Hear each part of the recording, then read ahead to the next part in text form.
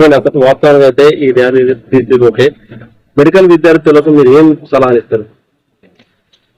ఈరోజు మెడికల్ విద్యలోకి రావడానికి ఎంతో ఆశతో ఆశయాలతోటి ఎంతో కష్టపడి చదివి తమ యొక్క ప్రతి సమయాన్ని కూడా వృధా చేయకుండా ఒక అంకిత భావంతో చదివి వైద్య వృత్తిలోకి వచ్చేటువంటి పిల్లలు చాలా మంది ఉన్నారండి.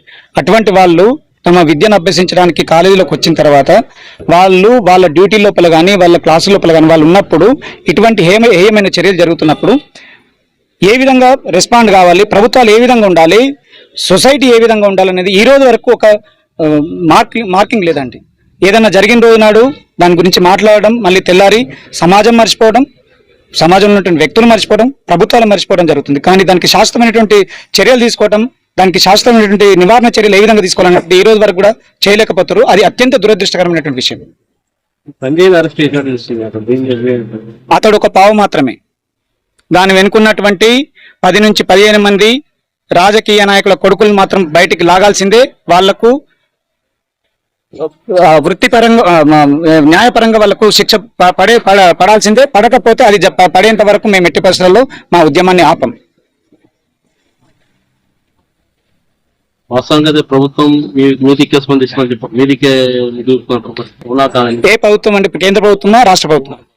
బెంగాల్ ప్రభుత్వం. ఆమె ఒక ఆడది, ఒక సాటి ఆడది చనిపోయినప్పుడు అక్కడ ఉన్నటువంటి ప్రిన్సిపాల్ను ఇమ్మీడియట్ గా ట్రాన్స్ఫర్ చేసి వేరే మెడికల్ కాలేజ్ కి ప్రిన్సిపాల్ గా వేయాలి. ఒకటే రోజు లోపల ఒక 4 గంటల వ్యవధి లోపల వేయాల్సినటువంటి అవసరం ఏమున్నది?